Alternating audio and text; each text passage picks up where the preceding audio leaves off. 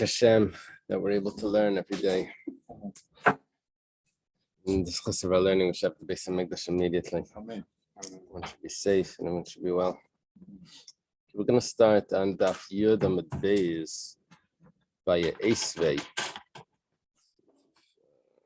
10 lines from the bottom.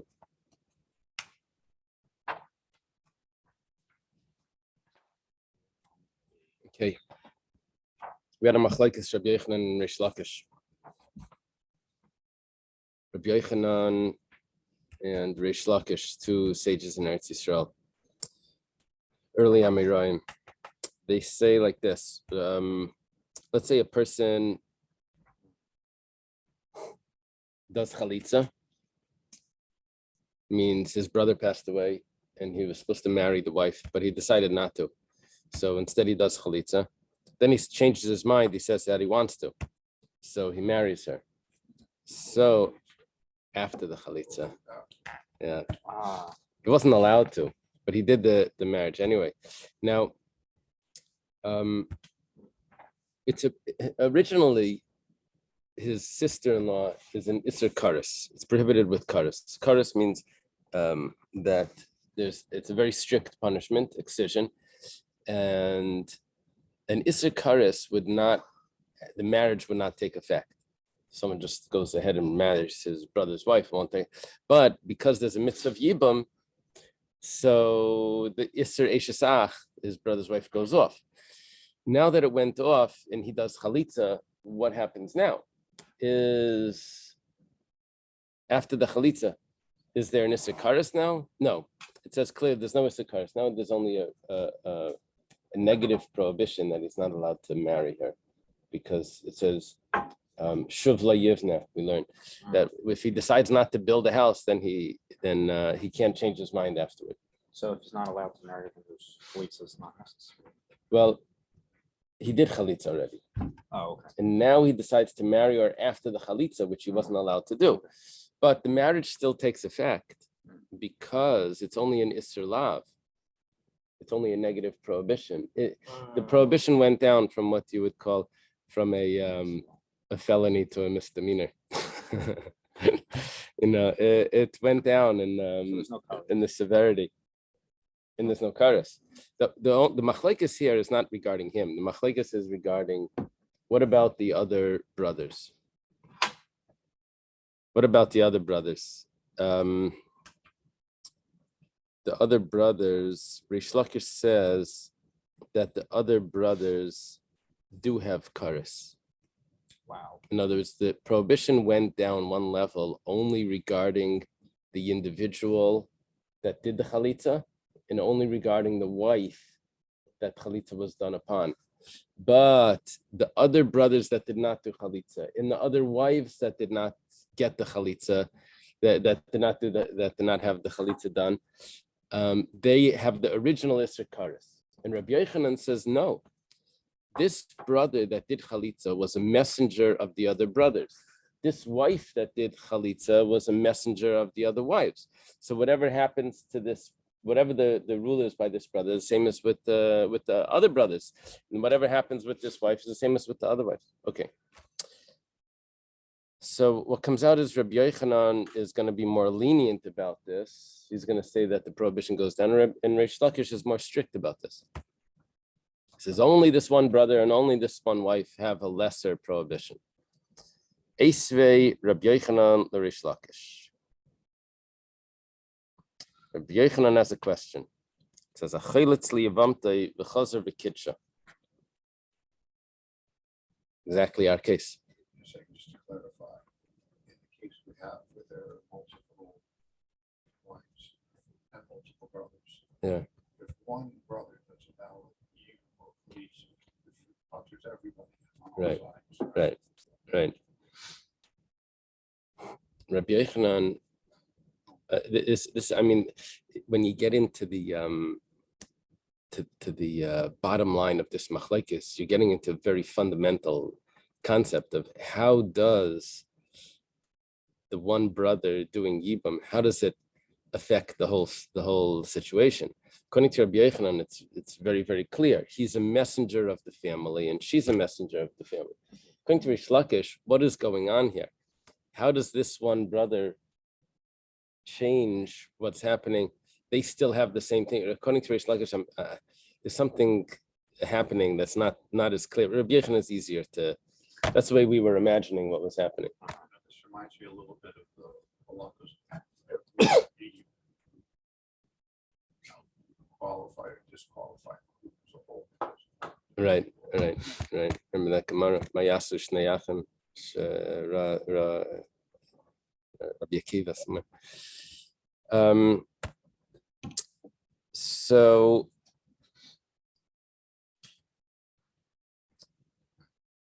here's our story. Someone does chalitza, okay? But then he went back and he married her.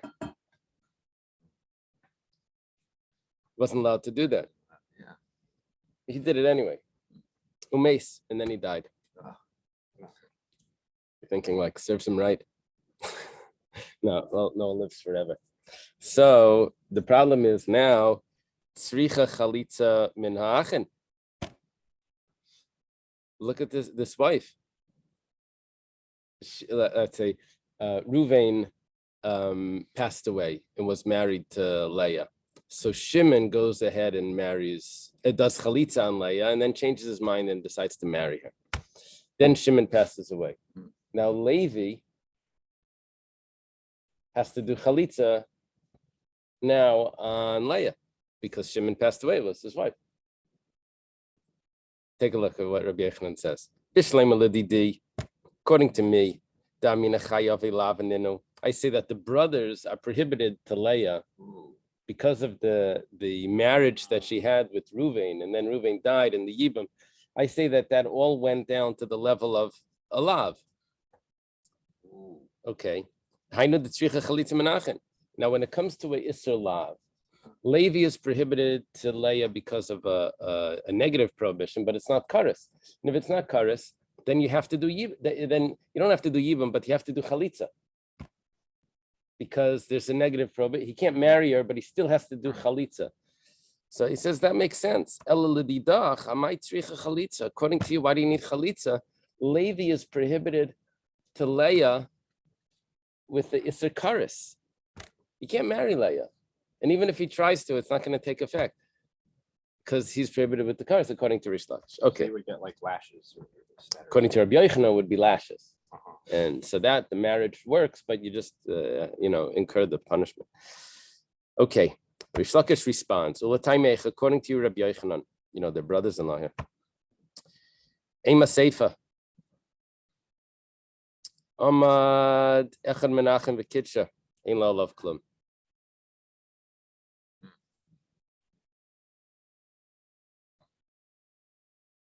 Let's say chalitza was performed by Shimon on Leah, Ruvain's widow. So Shimon does the chalitza. Now, instead of Shimon marrying Leah afterwards, because he changed his mind, Levi decides to marry Another brother. Leah. She's prohibited. She's prohibited. But what is the prohibition? It's machlekes Rabbi Yochanan and Rish Lakish. Right. So the Brisa says that there's absolutely no connection, even though they tried to do a marriage, but there's no connection. There's no marriage there. Marriage is only when it's acceptable and allowed. In this case, there's absolutely no marriage. He doesn't even need a divorce. Levi married Leah, gave her a ring and witnesses and everything, but he doesn't even need to give her a get because that marriage was so invalid because it's in the Sikaris. What should she do with the ring? She got it. It doesn't work. It's not recognized. There's no marriage there. Ein la love klum. Now Rabbi Yochanan, Rish Lakish is responding back to Rabbi Yochanan. I'll prove it to you that I'm right, because Levi tries to marry Leah, and there's no marriage at all. You see, Levi was an Isser Karis on Leah. Rabbi Yochanan has a question on Rish Lakish from the beginning of the Brisa. Rish Lakish has a question on Rabbi Yochanan from the end of the Brisa. According to you, if Levi marrying Leah would have been just a negative prohibition, what does it mean that they don't require a get? should be a marriage that requires a get. Prohibited marriage, but it still requires a get. Amar Rav Sheshes, Seif Asan l'Rabbi Akiva, Damerin Kedushin Teifsim B'chai B'Lavan. Rav Sheshes comes up with a quite a creative answer. Says Rabbi Yechanan could be right. We're dealing with that the brother has Chai V'Lavan. The brothers marrying Ruvain's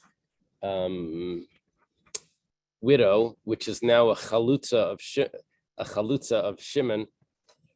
Yeah, is that what you call a woman that had chalutza? Not like the those pioneers that went to Israel. Chalutzim. So Shimon has this. Shimon does chalitza. Levi is prohibited to Leah. Chai v'lavin, according to Rabbi Yechanan. But nevertheless, the marriage doesn't take effect. Why not? Because he's following this opinion of Rabbi Akiva that holds that not only does the marriage not take effect if it's chai v'krisus, but it even doesn't take effect if it's chai v'lavin. That's how the brisa could fit with Rabbi Yechanan. Both the beginning of the brisa, which said that chalitza is required after Shimon dies because it's chai v'lavin, and the end of the brisa that says that when Levi tries to marry Leah, there's no need for a get. All of that is following the opinion of Rabbi Yechanan. The only thing is that it's also following the opinion of Rabbi Akiva that says that there's no valid marriage if it's chai v'lavin. Sounds good. Chai v'lavin is The other types of relationships that are not as severe, as like a daughter, as like a daughter or a mother or a sister or a mother-in-law, If there's no marriage, does the community, how does it deal with it? Do they just treat them as if they're married or not married? I mean, how is it done? They're not getting an aliyah. Yeah, something like that. So you can't invite them to your house for Shabbos? It depends if you ask a Lubavitch or someone else. You'll get a different answer there. Okay. V'lisnei l'divrei Rabbi Akiva ein la alav klum. Gemara has a very interesting question on Rav Shesh's answer. You see, if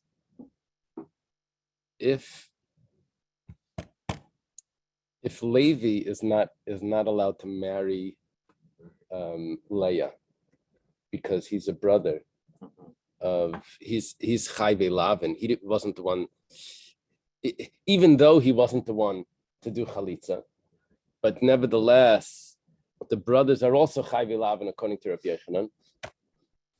But Levi's marriage to Leah is insignificant because Chai V'Lavin according to Rabbi Akiva, there's no such thing as a marriage. So what about when Reb Shimon, not about Reb Shimon. What about the brother Shimon, right? Reuven, Shimon, Levi. What about the brother Shimon when he married Leah? That marriage was also nothing, Right. According to Rabbi Akiva. According to the Rabbanan, yes, it was, because it wasn't heavy creases. But why do you have to wait for the second case of the Brisa to tell me Rabbi Akiva's opinion when Levi tries to marry Leah? You should have already told me in the first case of the Brisa, when Shimon marries Leah, that marriage also wasn't anything, according to Rabbi Akiva. And there's no requirement of chalitza when he dies. He was never married to her, according to Rabbi Akiva. You should have already told it to me then. Gemara says that's a very good question. Kasha. Wow. Gemara says you're right. Rav Shesh's teretz is not a strong teretz. Okay. Now we have to deal with this brisa, which seems to take, it's broken in half, and it has different opinions, the beginning of the brisa and the end of the brisa. Rav Ashi Savala Karish Lakish and Matarz Laka Reb Shimon, Ravina Savala Karab Yechon and Matarz Karabanan. You have two options of fixing up this brisa. You could say that the Bryce is following Rish Lakish. That means that the brothers have a Issachar on this woman, Leah. Yeah, remember what happened? Reuven's married to Leah, he passes away. Shimon does chalitza, and then he decides to marry her afterwards. So what happens to Levi? Does Levi have an Issachar or an Issachar Lav? And that the difference is, does he need to do chalitza or not? The Brisa said that he does need to do chalitza. That seemed to be a proof that it's only an Issachar Lav. It seems to be a proof to Rabbi Yochanan. Okay. Rav Ashi says that we can learn the Brisa according to Reish Lakish. However, we're going to have to follow the opinion of Reb Shimon. The opinion of Reb Shimon was like this. We mentioned this before several times. Reb Shimon has a lenient opinion about if Achiv Shaloi Haya Ba'ilamai. What happens is, let's say, Reuven's married to Leah, and he has a brother Shimon, and Reuven passes away. Now Shimon is going to do Yibam on Leah, which he does. However, their mother has another child, Levi. Now Levi is born. Levi cannot do Yibam on Leah because he wasn't a Yachdav in the world. When two brothers, so Levi can't. That's if he was born before the Yibam. If he was born before Reuven passes away, then all is good. If he's born after Reuven passes away, then that's a problem. What happens if he's born after Shimon already does the Yibam? And then Shimon passes away. So that's a machlekes between the Rabbanan and Reb Shimon, where Reb Shimon says that because the marriage has already taken place, so there is no, we look back, we delete the marriage between Reuven and Leah. Wow. We don't consider it that Leah is forbidden to Levi, because by the time Levi's born, Leah was already married to Shimon. So that whole marriage was deleted. And Levi now was together in the world together with Shimon. If Shimon passes away, he can do Yibam on Leah. The Rabbanan say no. The Rabbanan say that marriage that Reuven had with Leah was at a time when Levi wasn't born. That means that Leah was forbidden to Levi after Levi's born. Doesn't matter that by the time Levi's born, Shimon had already done Yibam. Doesn't matter. That marriage is still in the world. Still exists. And therefore Levi's forbidden because it's Eishasach. It's his brother's wife without a heter of Yibam. So what we're doing now is we're looking back at a previous marriage and we're seeing, does it still exist or does it get deleted?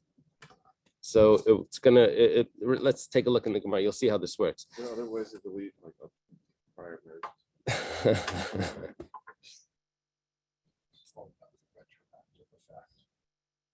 Yeah, is it retroactive? No, it's not really retroactive. It's when Levi's born, do we consider Shimon's marriage to Reuven? There's different ways of looking at it, but possibly you can view it that Shimon replaced Reuven. It has to be looking back retroactively, because otherwise, the basic case that we have, the brother does Galitz and then decides to marry her. They're different issues. He did Galitz, it's done. But somehow we're saying now we're going to look back. And the subsequent actions, it's almost like the argument going on in Israel now about a ger who sometime later says, well, I don't want to be Jewish anymore. And some of the rabbis said we have to look back, and that validates the conversion of Kapila. Right, yeah. It's just a big deal now. Yeah, wow. So in a way, it could be, you may be right. So different ways of understanding how this is working. Okay. So follow this through, you'll see. Ravashi Savala Karish Lakish and Matars Lakarib Shimon. How does this work? Following Rish Lakish, then you have an inherent problem with the Brisa that why does Chalitza need to be performed by Levi and Leah? Levi's forbidden to Leah because of Eshesach. Remember, we're talking about that Shimon did Chalitza and then married Leah, and then Shimon dies. So it goes like this. So who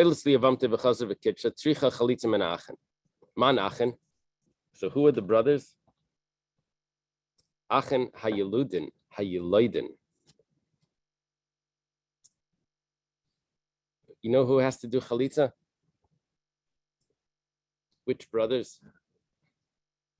It's the brothers that were not born. That When were the prior marriage took place. when the Chalitza was performed. It was the brothers. It's the brother that was born after Shimon had already remarried. So what we do is we go back and we look at Reuven's marriage that didn't exist while before Levi was born. Shimon's Chalitza didn't exist, and now Shimon is married to this woman, and he dies. So he has to do Chalitza. So on Chalitza was never done. So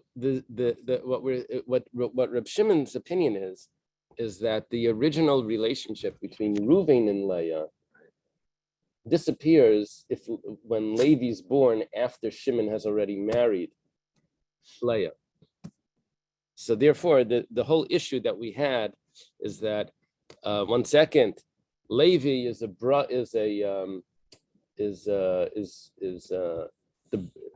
is related to Leah because it's his brother's wife, but which is Eshesach, and there's no heter of Yibam because he wasn't alive when Reuven was alive. Reb Shimon ignores all of that because there was a new marriage, and that's what we focus on. Come on, who would that fit? Like Reb Shimon. And Hanoldin Vikidsha. Oh, now the end of the Brisa. You know how that works? We said that there's no marriage at all if Levi decides to marry Leah before Shimon marries her. Shimon did Chalitza. Now Levi decides to marry Leah. Says, oh, you don't even need a get. So why don't you need a get? It's a regular Chayvei Lavin. We wanted to answer that we'll follow the opinion of Rabbi Akiva that Chayvei Lavin also don't require a get. We said that's not going to work. Rav Ashi explains it that Levi was the reason why Levi doesn't need a get is because Levi was born before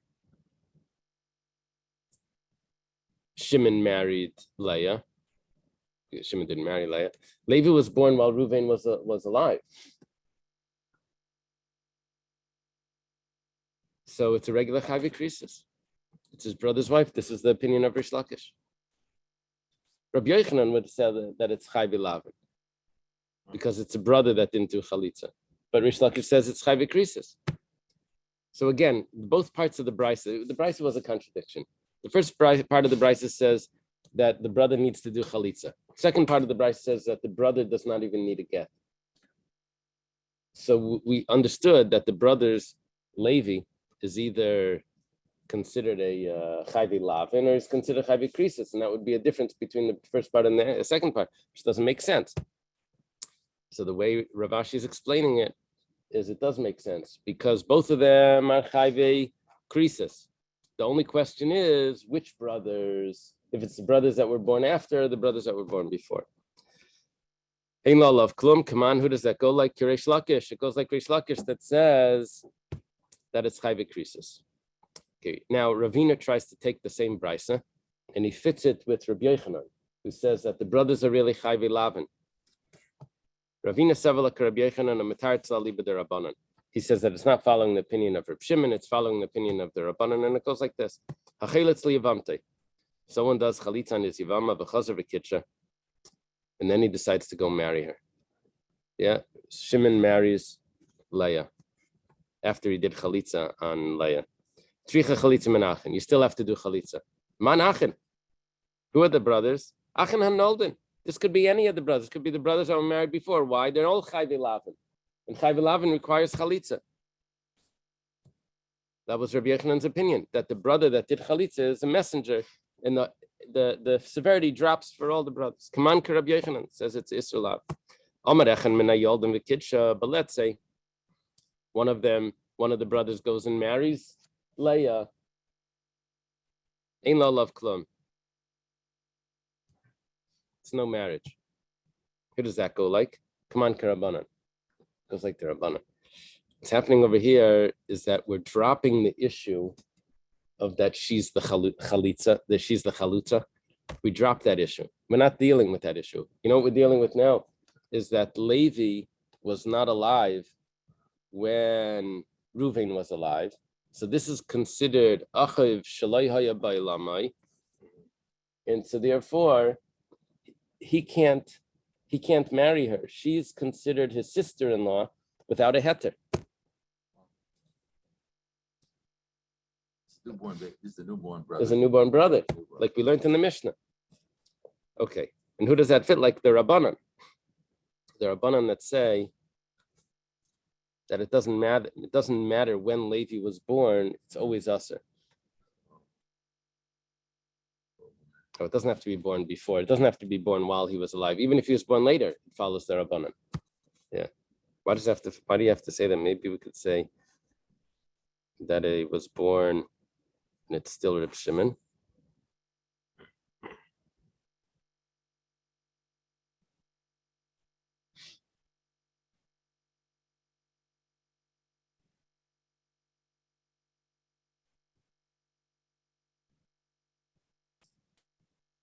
No, if it was born before, it can't be born before. It has to be born after.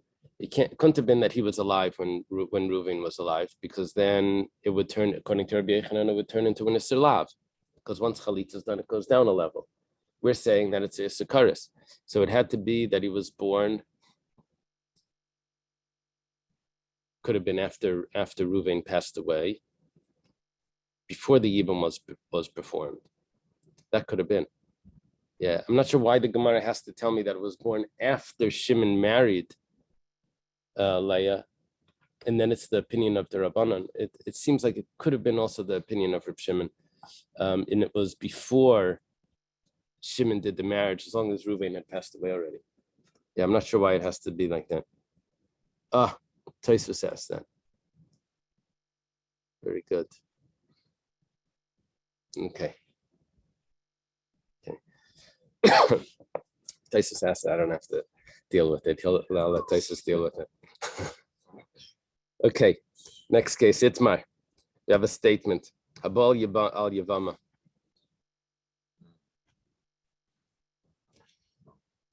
Someone does Yibam. Everything's good. Reuven passed away. Shimon does Yibam on Leah. All's fine. The only problem is that Leah had a co-wife, Rachel. Comes along Levi, Levi decides to marry Rachel after Shimon married Leah. Yibam is only done once. Asher lo yivne bayis, that you didn't build a house or whatever. One of the wives. On one of the wives, not on both. You're not supposed to build two houses. You're only supposed to build one house. So this is going to be a machlekes. One says that Levi is prohibited to Rachel with Isser Karis. Other one says it's only an Isser Asay. Asay would be that you should build a house. And we learn from that it's only one house, not a second house. Now the lav, haba, mechlal Asay, we're considering to be an Asay. His brother's wife's sister. No. Co-wife. I used the name, yeah. Co-wife. Yeah.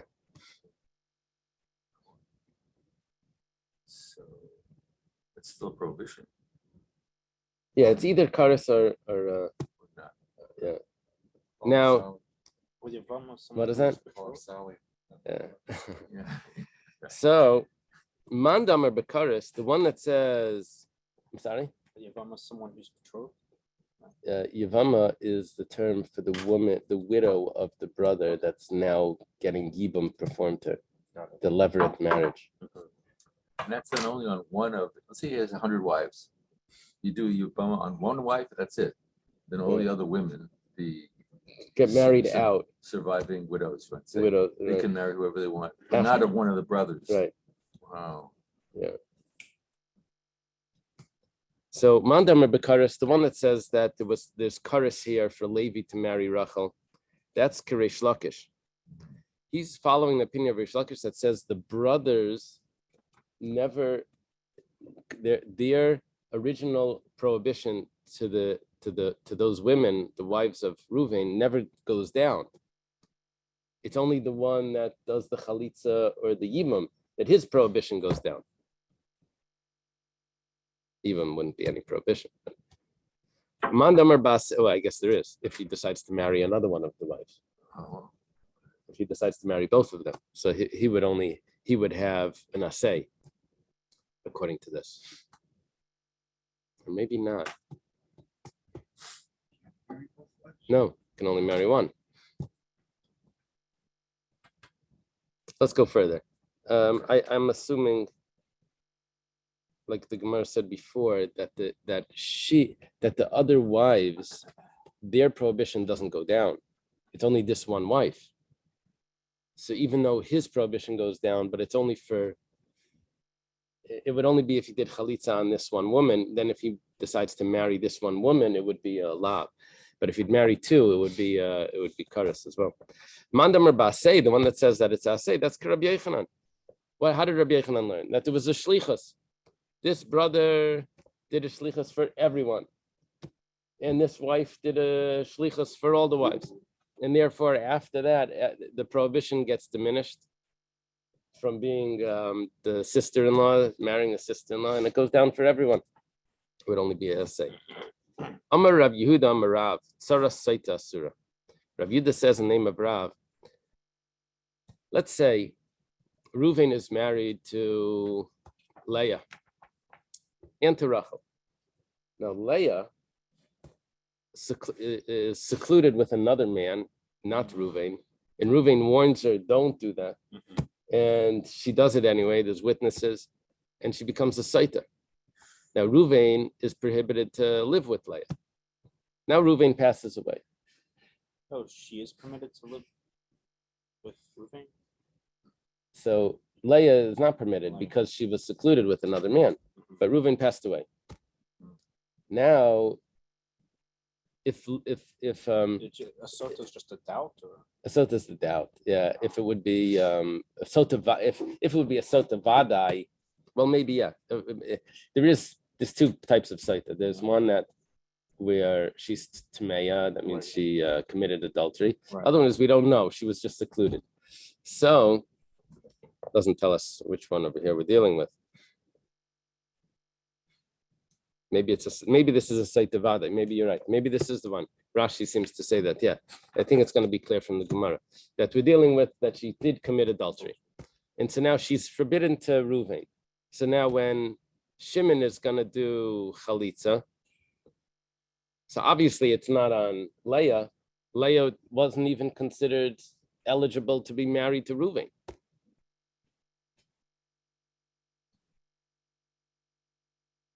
So it would only be on the tzara, on Rachel, that he could do. Rav says tzara saita asura. If Leah is prohibited, so this is when it becomes an Isser Erva, it becomes prohibited to Shimon. It's prohibited to Reuven. It's prohibited to Shimon. So then the tzara would also be prohibited, just like we learned in the Mishnah, the 15 women. Tumaksiv bakarayas. It says that she's tamei, that means she committed adultery, just like it says tumah by the forbidden relations, the close family. Masav Rav Chizda. Rav Chizda has a question. Reb Shimon Aimer biyasai chalitzasa miachav shel rishain piteres tzarasa.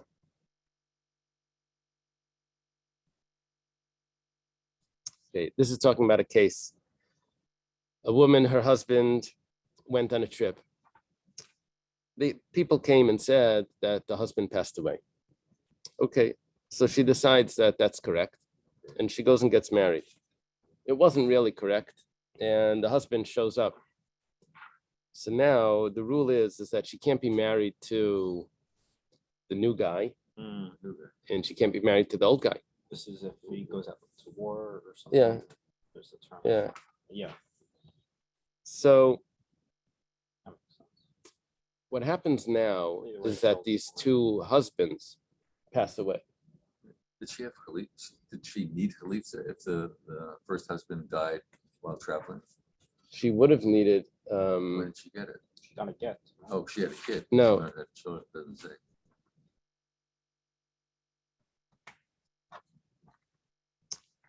It's a problem. Yeah, what happened to her chalitza? Maybe she had children. No, she didn't have. She would have needed. Let's say she did chalitza. Okay. Let's add that case in, and she marries some Oh, other guy. right. But let's say she marries the brother. I mean, he does Ibn.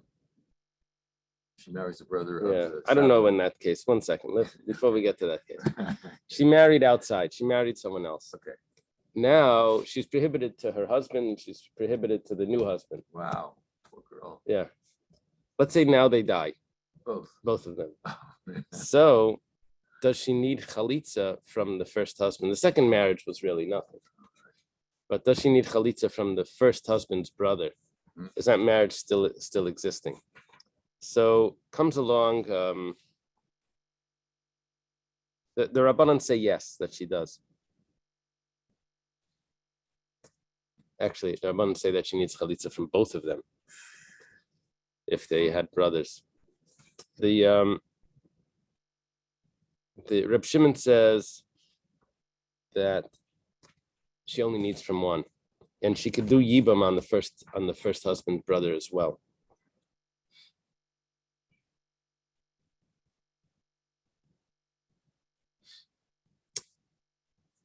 Now, this is a little bit problematic for Rav, because Rav said that not only does a saita, this woman is basically the status of a saita. Not only is a saita exempt from chalitza, but the saita, but Rav said, but even the saita's co-wife is exempt from chalitza. Here we're seeing that the saita herself can do yibum. Amalach Rav responds, Amina lachana saita deraisa. I was talking about when it's a biblical level of a saita, that means she committed adultery and we have witnesses. And you're telling me this woman is considered a saita? She's only rabbinically a saita because when she got married, she had a heter. Witnesses came and said her husband died. She didn't do anything wrong. She's considered not a saita, but she's considered a woman that was raped, which means she's permitted to her husband biblically. In this instance, I think the rabbis wanted her to check more or whatever, and there's a rabbinic rule that she's prohibited to her husband. But biblically, she's permitted to her husband. She did what the Bezdin said, that she was allowed to get remarried. So Rav says you can't ask me a question from this because it's so different. The Gemara says, you know what? Rav's right. Udekarila my karila. What were you thinking when you asked the question? It's such a good answer that what was your question? So the Gemara says, Kasavar called the tikkun Rabban ken deiraisa tikkun. What we were thinking is that if there's rabbinically a prohibition here, then why should she be allowed to do yibam? It should be lowered down that she should just be required to do chalitza. there's a rabbinic rule that she's prohibited to her husband. So that should be at least similar to the biblical rule, where at least she shouldn't be able to do yibum. So that's what we were asking. Okay, we said that you still can't compare. Masav Ravashi. Ravashi has a question. Quotes a Mishnah inside the first Mishnah. If the woman goes into this room with the man, and she was already warned by her husband, don't be secluded with so-and-so. And she goes into the room and the door is locked and they're there for the amount of time that they could have had relations. Asura labesav, asura lechel b'truma. She's prohibited to remain with her husband. She's prohibited to eat truma if her husband is a kayan. If a man kayan marries a woman that's not a kaihenes, she's now allowed to eat truma together with her husband. She's not a kohenes? Even though from her house she wasn't a kaihenes, but because she's married to a kayan, she's now allowed to eat truma. But now that she cannot live with her husband, she gets removed from that status, and now she cannot eat truma. She have to... It's as if she's divorced. She's not divorced yet, but she's prohibited to her husband. The imeis, if the husband dies, chayletzes, v'loimis yabemes. This is a saita. This is just because she was secluded. She's secluded. You don't know anything yet. Right. We see that you have to do chalitza. According to Rav, you don't have to do anything. Amalach Rav. Rav says, Jonathan, this was your comment. Amina lachana saita vadai. Va'amret liat saita safik. I was talking about when a saita vadai, when she committed adultery. Now you're telling me where she's there's allegations. Doesn't mean that she's guilty. Okay. The Gemara says, "Ma'ishna saita vadai." Mishum deksiv ba tuma. Mishum deksiv ba tuma. Saita safik nami tuma ksiv ba. It says tuma by both of them. If it says tuma, and tuma compares it back to arayas, those relatives that exempt from yibum and chalitza, so it says tuma by both, by the suffix as well.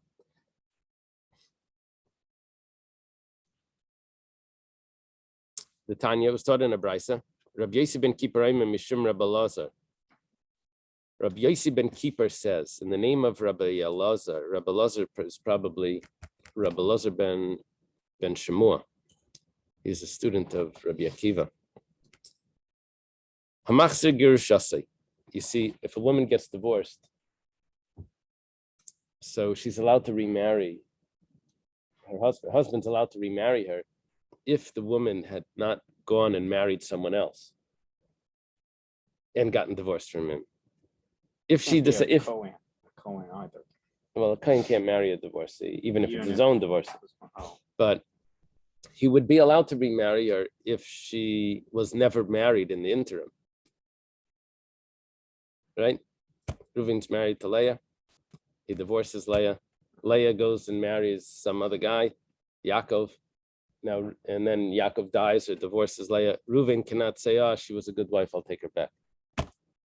He can't do that. Right. Yeah. But if she wasn't married to Yaakov, even if they were together or whatever, but there was no marriage there, so he can take her back.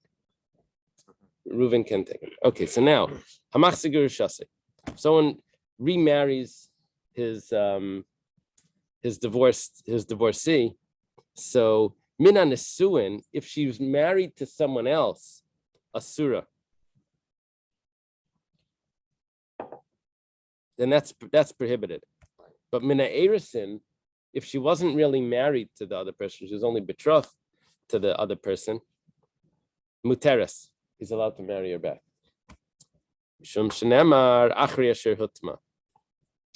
You see, betrothed means that they didn't have relations yet. The prohibition would only be, you see, we're doing this comparison here. We're making it as if it's the relations that makes her forbidden to her husband, as if she's a saita. The Chacham say no, it doesn't matter. She married someone else, betrothed to someone else, even if they didn't have relations, because it was only Erison. She's prohibited to go back to her first husband. What does the pasuk mean when it says hutma, that there had to be actually relations for it to be prohibited? It's referring to a saita that was secluded. Well, according to this, a saita that's secluded says the word hutma. So this pasuk of Achrei Asher Hutma, which is a pasuk that says, that's referring to a divorce, taking back a divorcee. According to the Chachamim, it's actually referring to a saita that was secluded, that we're not sure what took place in that time. Whatever the case is, it says Tuma by a saita that's secluded. So we're asking now on Rav, why are you making a distinction between Yibam being performed on a saita, that it's not performed on a saita vadai, but it is performed on a chalitza, it is performed on a saita safek. According to the Chacham, it says Tuma by both. The Gemara says, no. My nistera. You know what that pasuk is talking about? When it says Tuma by a saita that's secluded, it doesn't mean that she's secluded. It means nivala. It means that she had relations. But my karla nistera. So why did it say secluded? Lishnamal Yanakat, it was trying to speak clean. But it means that she had relations. The Gemara says, Nivala Tuma Behedik Sivba. I don't need to, this pasuk, Achrei Hutma, is talking about a woman that's married and she commits adultery. I have the pasuk by Saita. It says, Minister V Nitma. It says the Tuma over there anyway. It says, well, it doesn't say that he's prohibited, the prohibition of continuing to stay married to her over there. It just says that she's tamei. L'meikim ala balav, but the pasuk that it says about remarrying your divorcee after she's married to someone else, over there it says tuma nitma achrei hutma, which is now telling me that a saita is prohibited after she commits adultery. Now it's telling me that she's prohibited with a lav. Rabbi Yosi ben Kippur lav b'saita lesle.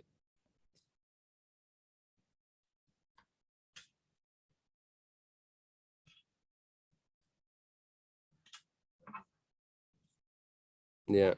I don't understand why you have a case with the soul to with the husband died. No, it's not the saita. Yeah, it's not that she's a saita. We're taking the pasuk that talks about a man divorces his wife and she marries someone else, and then he wants to take her back. So it says he's not allowed to take her back achrei hutma, after she's been contaminated.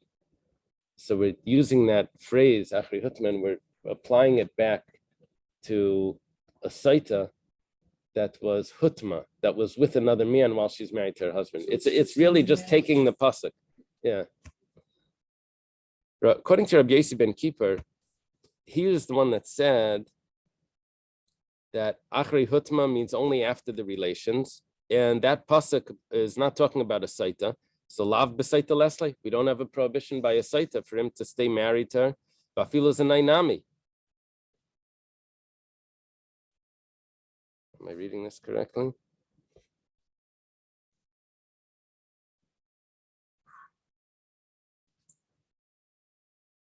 I think what's supposed to happen here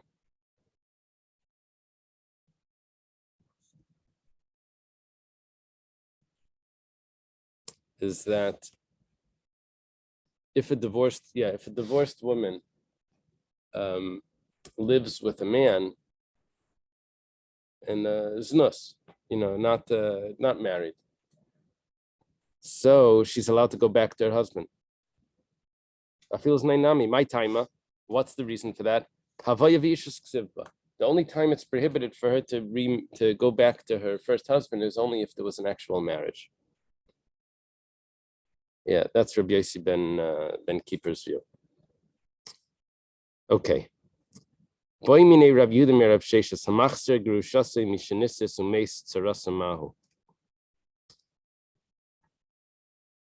Someone remarries his divorced wife after she had married someone else.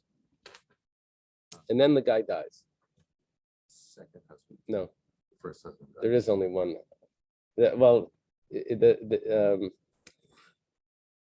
The first husband, which is now the third husband. Oh, Yeah, because he remarried her he remarried her. and he dies. And he dies, but he happens to have another wife that he didn't divorce, and all is fine with it. Co-wife. Yeah, We know children. he doesn't have children, right? So he has Leah, who he divorced, and Leah marries Yaakov, and then Yaakov dies or divorces her, and he takes her back. Reuven takes her back, and then Shimon. I'm sorry, and then he also has another wife, Rachel. Sally. It's Not related. Not so. Now the question is: we know that he wasn't allowed to marry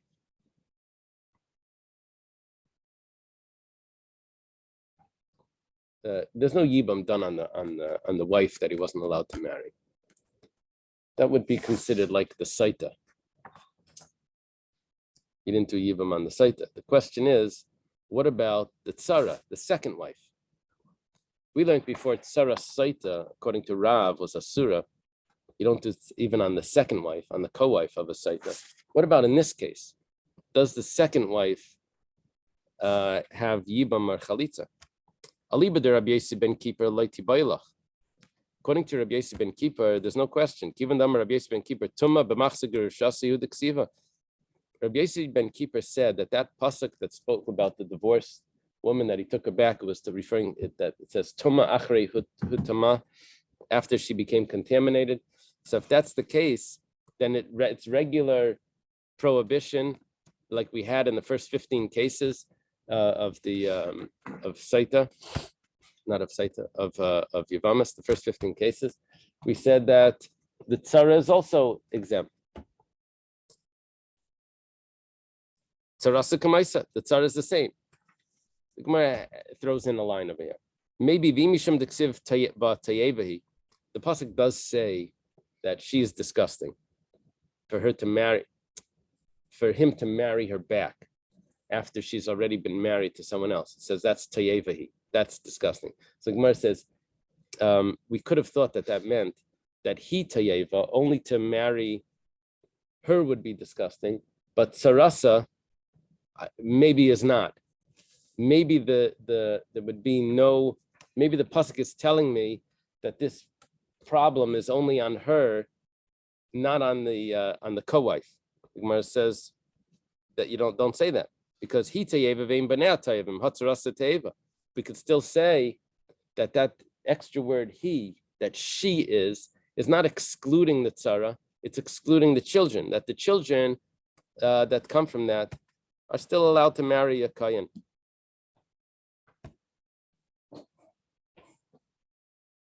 Yeah, there's a daughter. He remarried this woman. She's not considered a mamzer, a mamzeres, right? Maybe that, and that's the pshat. But what's going to come out is that you can't do yibam on the second wife. Kiti bayilach. Where is our question? Aliba de Rabbanan. According to the Rabbanan, that they said that Tuma was not referring to the person that remarries his wife after she married someone else. It was referring to the saita, because they translated that pasuk differently. They said that the pasuk that was said achrei hutma was referring to a saita. Maybe we should still say that the fact is the pasuk was talking about a woman that got divorced, married someone else, and remarries her first husband.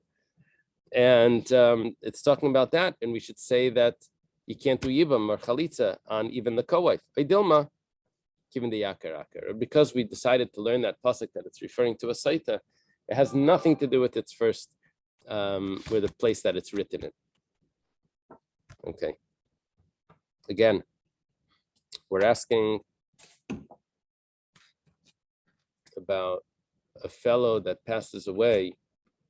Can you do Yibam or Chalitza on the co-wife of the woman that he divorced and remarried? And the co-wife. Can you do Chalitza? Ikadamri, there's another version of this question. Really, according to the rabbis, we don't have a question. Kivan de saker is saker. Yaker. That's really, it's 100% permissible. That pasuk of Tumah is not talking, even though it's written in that section, but it's not talking about a person that remarries his wife after he divorced her and she married someone else. It's not talking about that. The question is only according to Rabbi Yosef ben Kippur that says that it is talking about, Tumah is talking about that woman. So according to him, it's obviously not good. But Afagav Dam Rabbi Yosef ben Kippur Tumah Machzagur Shasi Diksivim Yet Rachmana Hitayev Vein Trasateva. It's only talking about the wife herself. It's not talking about anyone else, not the co-wife. Maybe it is talking about the co-wife. And who is it excluding? That the children are allowed to marry Kayan if there's a daughter. So we have a question according to Rabbi Yosef ben Kippur, if you do Yibam or Chalitza on the co-wife. Amalei Tanisua. Who was asking this question? Rabbi Yehuda was asking Rabbi Sheshis. He responds, I have a brisa. It says, Haisa achas kshira v'achas psula.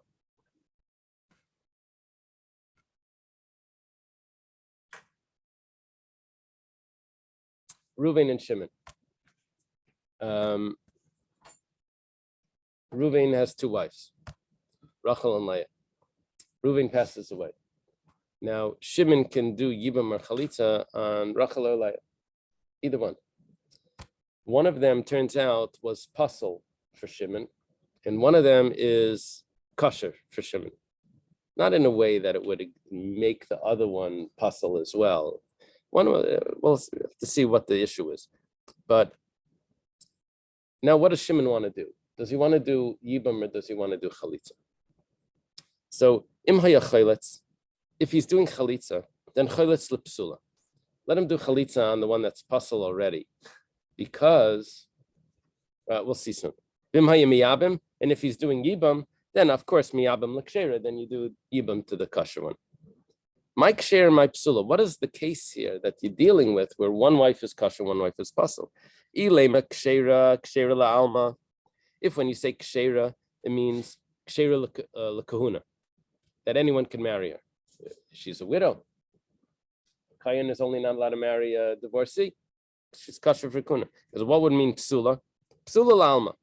She's puzzled to marry a why? Maybe she was divorced from another husband or something like that. Kiman delidei chazia, but Shimon is a Yisrael. He can marry either one. Why are you telling me that he should not do Yibam on the psula? She's only puzzled to everyone else, not to him. He's a Yisrael. Only a puzzle to the Kayanim.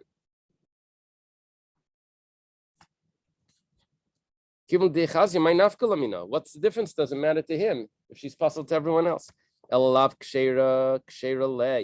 must mean that kshera meant kosher for him, and psula is psula lei, and puzzle meant puzzle for him. And what's the explanation for this? Why is it puzzle for him?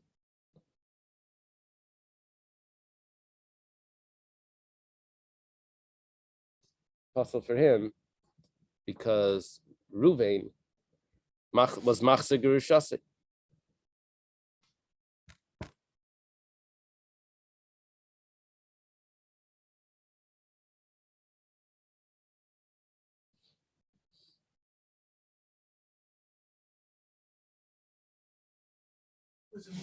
Shimon was married to this lady before.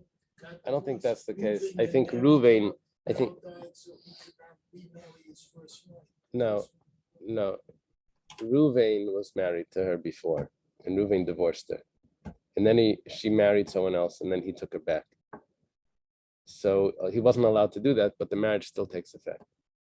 So now Reuven dies, and we're saying that Yibam can only be performed on the second wife, and Chalitza could be performed on the first wife, on the wife that he remarried. And we now have an answer that Machsigur Shasai, that Sarah gets Yibam. The second wife gets Yibam. Uktani im hayamiyabim miyabim l'ksher. You see that you're allowed to do Yibam on the co-wife. Gemara says, "Loi, it's not the case. If that would be the case, that would be a proof, but it's not necessarily the case. Loilam kshera ksher la'alma. Really, when it says kosher, it means kosher for everyone. That means for a kayan. And psula is psula alma. She's puzzle for everyone. So the kamet kivul dechazi my nafklamina. Why are you making restrictions on this Yisrael who to do chalitza on? He is allowed to marry or or yibam. He's allowed to do whoever he wants. It says Mishum de Rav Yosef. No, giving him an ethical teaching.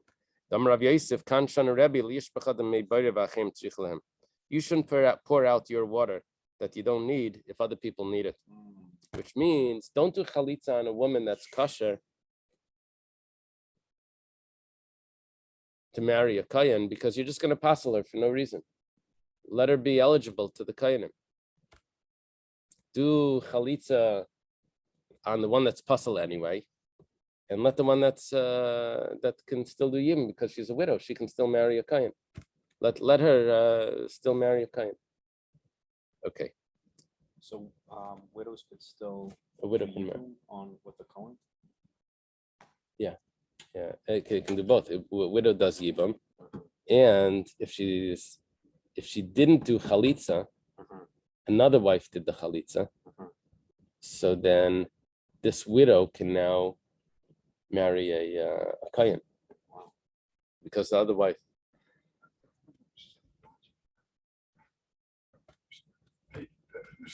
Today, but this saying perform police on something you're not eligible to perform. Is that correct? Is that what the point is? No, you could do yibam on either one. The Gemara didn't say that. Chalitza on what you have to do on, isn't that what it's just No, it's saying do chalitza on the one that would not be able to marry a kayan anyway.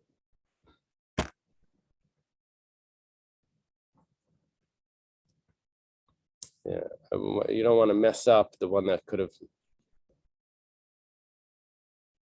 Question is, why did it say it could be miyabim l'psul also. Yibam could be done on both. Yeah, I don't know why it didn't say that.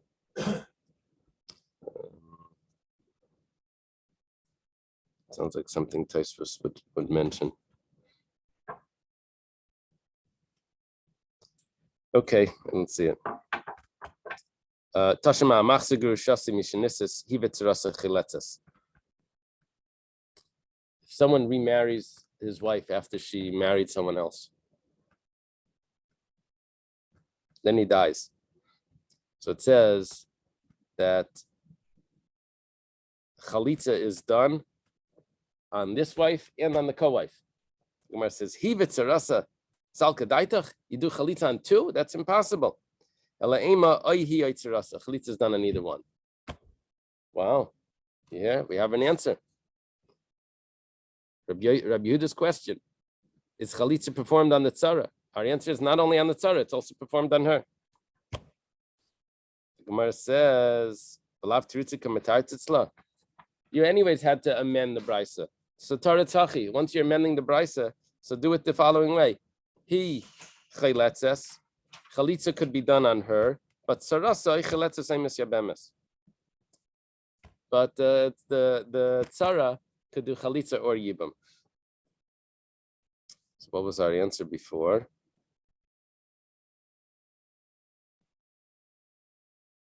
Oh, we asked before, sarasa mahu, can you do yibam on the tzara?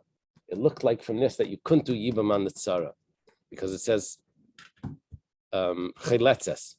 Oihi oitzarases chayletzes. It didn't say the word misyabemes.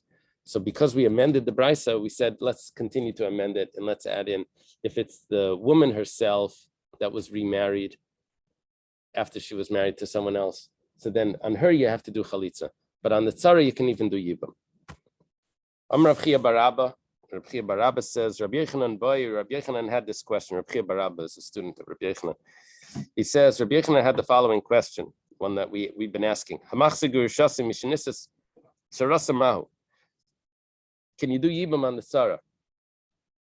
Amalei Rabami v'tibaylach igufei. Why don't you ask about herself? Can you do yibam on her? The Gemara says he gufei like a mibayli. Rabbi Yochanan says I'm not asking about her. Damrin and kal v'chaymer b'mutala asura basala lekolshkein.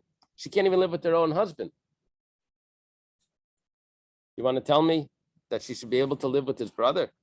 Kika mibayli tzarasa. I'm only asking about the co-wife. My. Mi olim kal v'chaymer lemidchi tzarelai. Is the kal v'chaymer strong enough that she can't live with her husband? For sure, she can't live with the husband's brother. Is that strong enough to also affect the tzara, the second wife? Rav Nachman Yitzchak Masni Hachi. Rav Nachman by Yitzchak, he learns it the following way. Amar Rav Chia bar Abba by Rabbi Yochanan, Hamachsigur Shasim Mishenisis Mao. If someone remarries his wife after she got married, what's the din? Amalei Rabami v'tibaylach tzarasa. What about the tzara? He was asking about the woman herself. This is the different version of this. That instead of asking about the tzara, he's asking about the divorced wife herself. So Rabami comments. He says, "What about the tzara?" He says, "Tzarasa like tzara." He says, "I know that the tzara would be permissible to do yibaman, the co-wife. I'm asking about herself. Do I say that there's a kal v'chaymer that if she's not allowed to live with her husband, for sure she can't live with the husband's brother? Do I say that still takes effect, that kal v'chaymer is valid when there's a mitzvah for her to live with her husband's brother because of yibam? Amalei tanisua. So he says we have a brisa. If one of the women is kosher, one's puzzle. This should sound very familiar. We just had this. So if he does chalitza, chalitz l'psuli, does chalitza on the one that's puzzle. If he does even miyabim l'ksheri, does even on the kosher one. My kshera, my psula. What does it mean? One's kosher, one's puzzle. Ilay kshera, kshera la'alma. Kosher means that she can marry a kohen, and psula alma is she can't marry a kohen.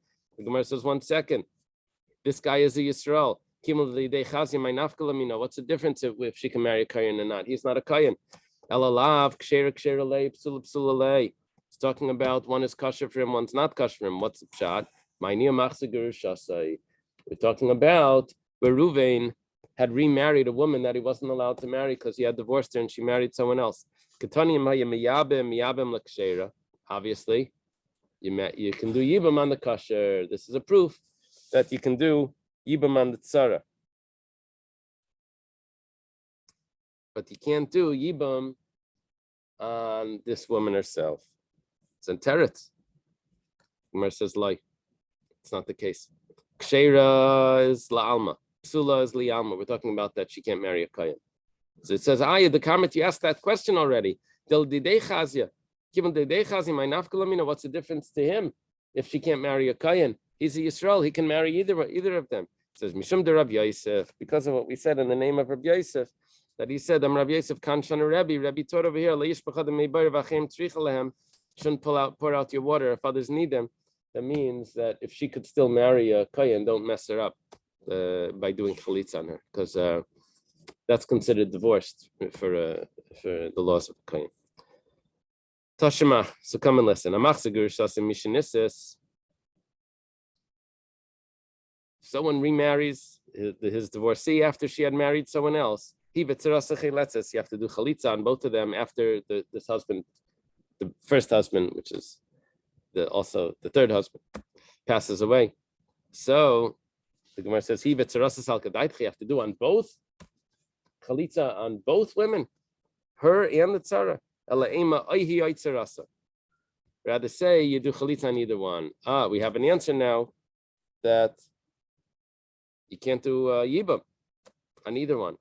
The Gemara says, you already answered. You already had to amend the brisa. So taritzachi, so amend it the following way. He chayletzes.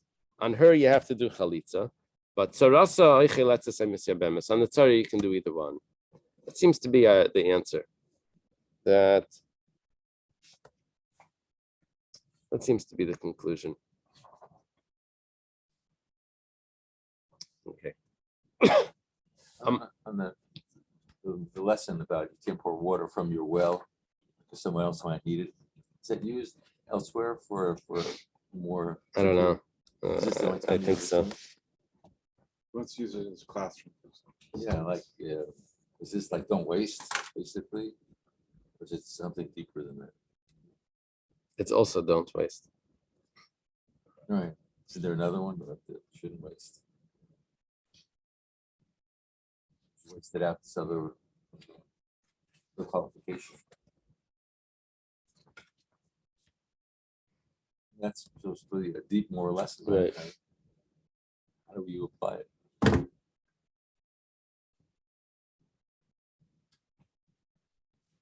Besides for not doing chalitza. Can we go on?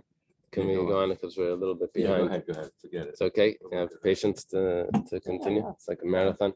Well, let me center. Yes, I have the patience. You should call it. I'm Rav Lili Bar Mamel. I'm a Maruk Bar Shmuel. Yeah. Rav Lili Bar Mamel, I'm not familiar with. Maruk Bar Shmuel. I think Maruk was like the Rish Galusa or something. It says the name of Shmuel. Tsaras Meme Enes Asura.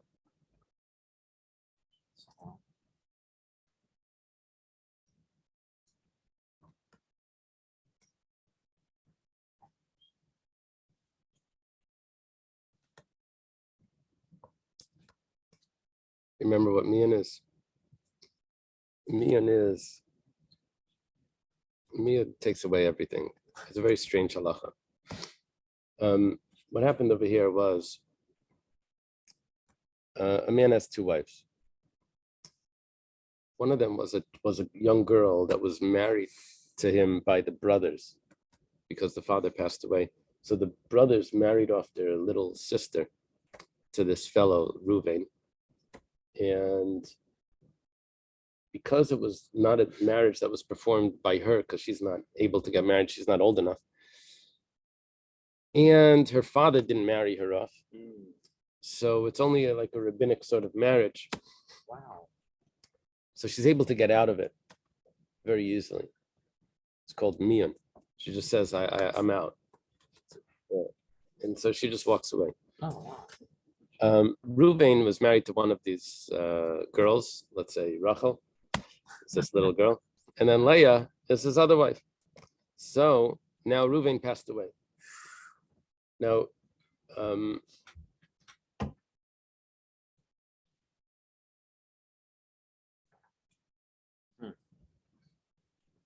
the Rachel had done mian, had performed mian. Does it say she performed mian? When did she perform mian? Beforehand or after he passed away? While he was alive. While he was alive, she performed mian. Yeah. So now Shmuel says that you don't do yibam or chalitza on any of them. Or maybe it means you don't do yibam. What does asura mean? Does it say that she doesn't do yibam or chalitza? It's not, she's forbidden in levirate marriage, but so too is her rival wife. I know, but what about chalitza? Okay, she definitely can't do yibam. Ilay mala'achim. I'm sorry, Leman. It says, who is she asa to? Ilay mala'achim. If it's to the brothers, then I have a huge problem here. Leah cannot marry the brothers. What? Hashdehi gufei shaya. Rachel could marry the brothers. Because Rachel was never married to Reuven. She was, but she did mian, which takes it away from, it was never considered a marriage. So if Rachel can marry the brothers, so how could she mess up Leah from marrying the brothers because she's what? What's the issue? She herself can marry the brothers. Damar Shmuel, mian abazem, ataris bazeh. Shmuel already said in another place. So if she does mian on this one, she can marry the other one. She could hop out of a marriage and go to the next one. Tzarasami bai. So her tzara should be yaser. Her co-wife should be yaser. Ela l'didei. It must mean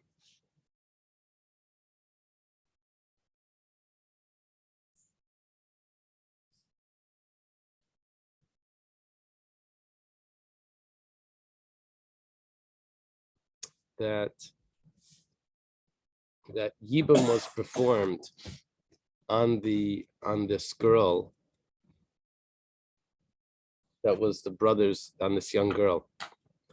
And then after the Yibam is performed, she says, I'm out of here. So because Shimon takes over Reuven's marriage, so this Rachel could have done mian with Reuven. He could do mian on. She can do mian on Shimon also. The only thing is that when she does that, Shimon can't marry another one of them, the tzara. Maishna mimaenes the shaya la'achen b'le'avdu b'maisa. 1 second, but the me'enes, the girl herself, could marry the other brothers. So tzaranami what's the reason why? Because she's out of the whole marriage. Nothing took place. So if that's the case, so tzaranami le'avdu b'maisa. There was nothing. If nothing took place, nothing took place for the tzara either. For Leah, why can't he marry Leah? Gemara gives a very interesting gezerah. Gezerah mishum tzara spita mimanas.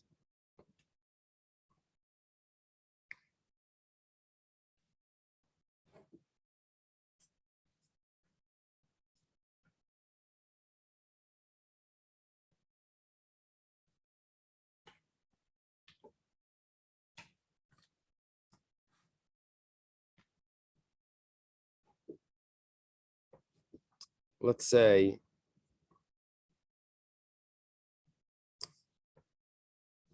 Reuven has 2 wives. One of them is Leah. One of them is Rachel. Now, who is this Rachel? She's a little girl. She happens to be his niece.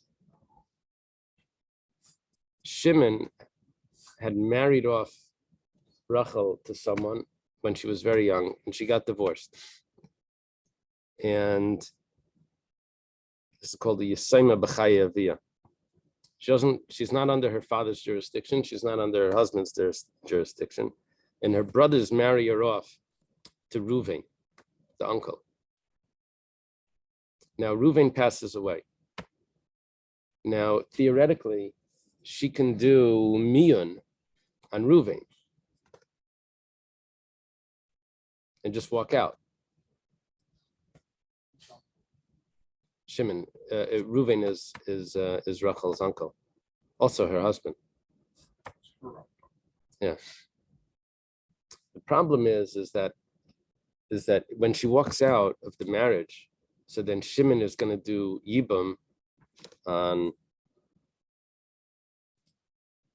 Leah, which is not his daughter, but it is tsaras bitai mima'enes.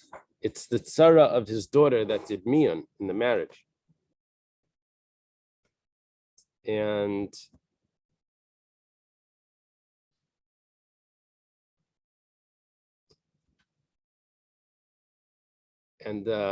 we don't want that to happen. But 1 second, the Gemara says, is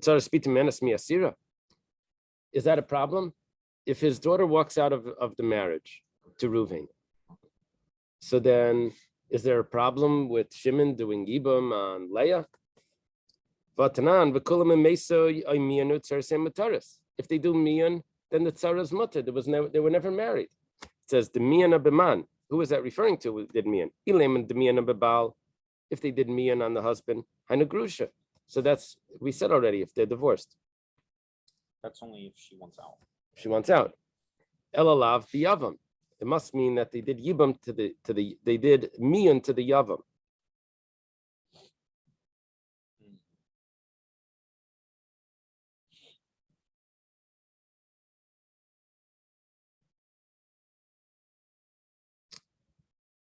What does that mean now? If they did Yibam to the Yavam, if they did Mian to the Yavam,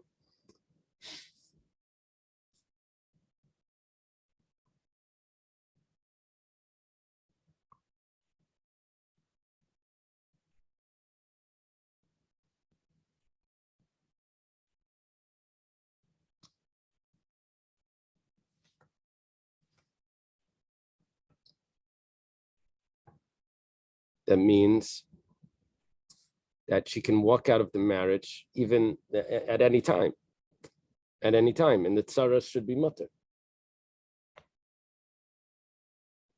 So the Gemara says, La'ilam bebal. Really, it's talking about when is it going to be mutter to marry the tzara of a close relative.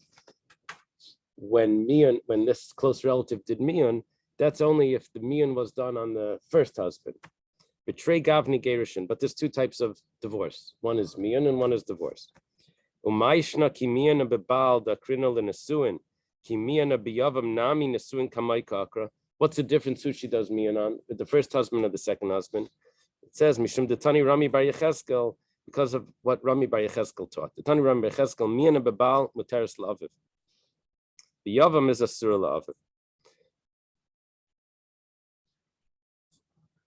If she does mian on her husband, there's a little girl that says, I don't like this guy, and she walks out.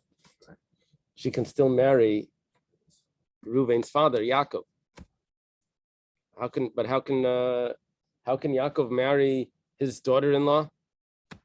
Just because it was never his daughter-in-law. Because she did mian. However, let's say